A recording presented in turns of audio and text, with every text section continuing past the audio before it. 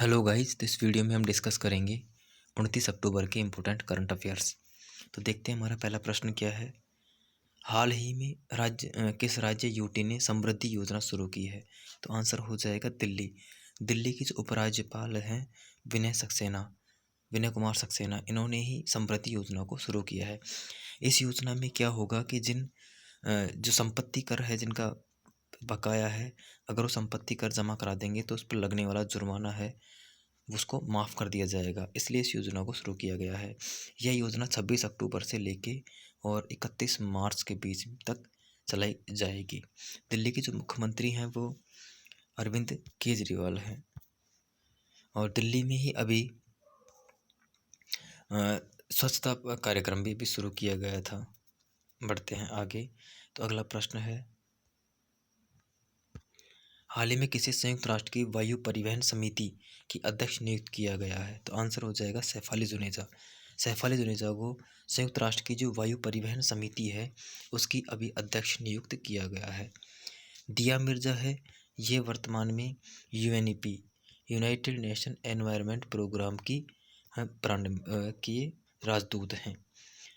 हिमा कोहली हैं, वो वर्तमान में सुप्रीम कोर्ट में महिला जज हैं।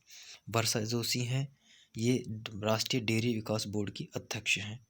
बढ़ते हैं आगे। तो हमारा अगला प्रश्न है, हाल ही में किन दो भारतीय समुद्री तटों को ब्लू बीच यानी ब्लू फ्लैग की सूची में शामिल किया गया है? तो आंसर हो जाएगा मिनिकॉय थुंडी तट और कदमत तट। और ये दोनों जो तट हैं वो लक्षद्वीप के अंदर हैं। लक्षद्वीप में दो द्वीप हैं और उनके तट हैं, उनको अभी दो भारतीय जो ब्लू फ्लैग यानी ब्लू बीच की सूची में शामिल किया गया है। इनके साथ ही भारत के कुल 12 जो बीच हैं उनको ब्लू बीच की सूची में शामिल कर लिया गया है। और ये जारी कौन करता है? तो डेनमार्क की संस्था है एक, डेनमार्क की संस्था है फेडरेशन फॉर एनवायरनमेंट एजुकेशन। इसके द्वारा ये ब्लू बीच की जो सूची हो जारी की जाती है। ब्लू फ्लैग दिया जाता है। बढ़ते हैं आगे। तो अगला प्रश्न है, हाल ही में किसने जल जीवन मिशन के तहत 100% घरेलू नल कनेक्शन का लक्ष्य हासिल किया है? तो आंसर हो जाएगा गुजरात। गुजरात ने जल जीवन मिशन के तहत 100% नल कनेक्शन का लक्ष्य वो हासिल कर लिया है। अभी गुजरात के गांधीनगर में डिफेंस एक्सपो 2022 का आयोजन किया गया था और उसी में मिशन स्कूल एक्सेलेंस भी और डेफ स्पेस को भी लॉन्च किया गया था। डिफेंस एक्सपो है वो 2 साल में एक बार होता है और इस बार गांधीनगर में हुआ था। गुजरात के जो मुख्यमंत्री हैं वो भूपेंद्र पटेल हैं। बढ़ते हैं आगे। तो अगला प्रश्न है, भारतीय वायुसेना के लिए कौन सी 25 ट्रांसपोर्ट एयरक्राफ्ट बनाएगा? तो आंसर हो जाएगा टाटा और एयरबस, ये दोनों मिलके जो वायुसेना है उसके लिए C-295 ट्रांसपोर्ट एयरक्राफ्ट बनाएंगे और ये गुजरात में जो प्लांट है वहाँ पर लगाया जाएगा और वहाँ पर इन्हें मैन्युफैक्चर किया जाएगा। बढ़ते हैं आगे। तो अगला प्रश्न है, हाल ही में किसने स्वदेशी ड्रोन की तकनीक को विकसित करने में सहयोग की घोषणा की है? तो आंसर हो जाएगा भारतीय नौसेना।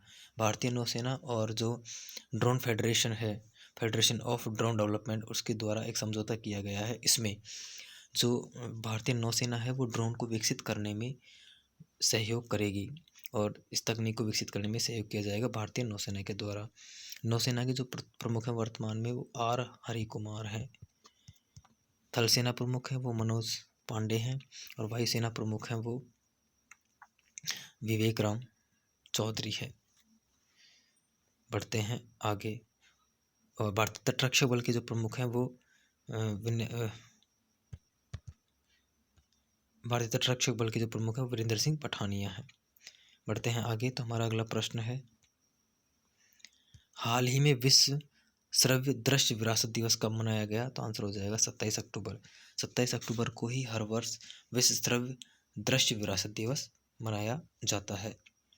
अगला प्रश्न है, हाल ही में अंतर्राष्ट्रीय एनिमेशन दिवस कब मनाया गया? तो आंसर हो जाएगा 28 अक्टूबर को। 28 अक्टूबर को हर वर्ष यूनेस्को के द्वारा अंतर्राष्ट्रीय एनिमेशन दिवस मनाया जाता है 28 अक्टूबर को। देखते हैं हमारा अगला प्रश्न क्या है।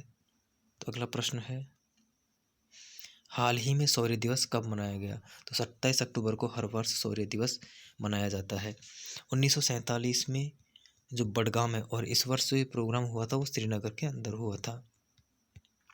1947 में हुआ क्या था कि भारतीय वायुसेना ने भारतीय सेना के सैनिकों को बडगाम एयरपोर्ट पर इनको यहाँ पर उतारा था। उस समय स्थिति बहुत ख़राब थी, पाकिस्तान को लेकर कॉन्फ्लिक्ट, युद्ध की स्थिति बनी हुई थी, और उस समय पे जो भारतीय वायुसेना ने है बहुत सहयोग किया था। और उसी की याद में 27 अक्टूबर को हर वर्ष शौर्य दिवस, और इसी के साथ इन्फेंट्री यानी पैदल मार्च दिवस भी, इन्फेंट्री डे भी 27 अक्टूबर को ही मनाया जाता है। और इसका प्रोग्राम श्रीनगर में हुआ था। हमारे वर्तमान में रक्षा मंत्री हैं वो राजनाथ सिंह हैं। बढ़ते हैं आगे। तो आज का हमारा अंतिम प्रश्न है, हाल ही में किसने आकाश फॉर लाइफ अंतरिक्ष सम्मेलन की मेज़बानी करने की घोषणा की है? तो आंसर हो जाएगा देहरादून। देहरादून के अंदर आकाश फॉर लाइफ अंतरिक्ष सम्मेलन की मेज़बानी करने की इसने घोषणा की है। और इसकी जो पुष्टि की हो, इसकी जो घोषणा है वो जितेंद्र सिंह जी हैं, हमारे विज्ञान एवं प्रौद्योगिकी मंत्री हैं जितेंद्र सिंह, उन्होंने इसकी घोषणा की है। और ये जो आयोजन होगा, ये सम्मेलन होगा, वो 5 से 7 नवंबर 3 दिवसीय सम्मेलन है, जो उत्तराखंड की राजधानी है देहरादून, वहाँ पर होगा। उत्तराखंड के जो वर्तमान में मुख्यमंत्री हैं वो पुष्कर सिंह धामी हैं, और उत्तराखंड के मुख्यमंत्री हैं वो पुष्कर सिंह धामी हैं। राजधानी है वो देहरादून है, और ग्रीष्मकालीन जो राजधानी है वो गैरसैंण है। और उत्तराखंड के अंदर ही 4 धाम हैं, और 4 धाम परियोजना के जो अध्यक्ष हैं वो AK सीकरी हैं। तो ये हमारा आज का अंतिम प्रश्न था। वीडियो कैसा लगा आप कमेंट करके ज़रूर बताएं। धन्यवाद।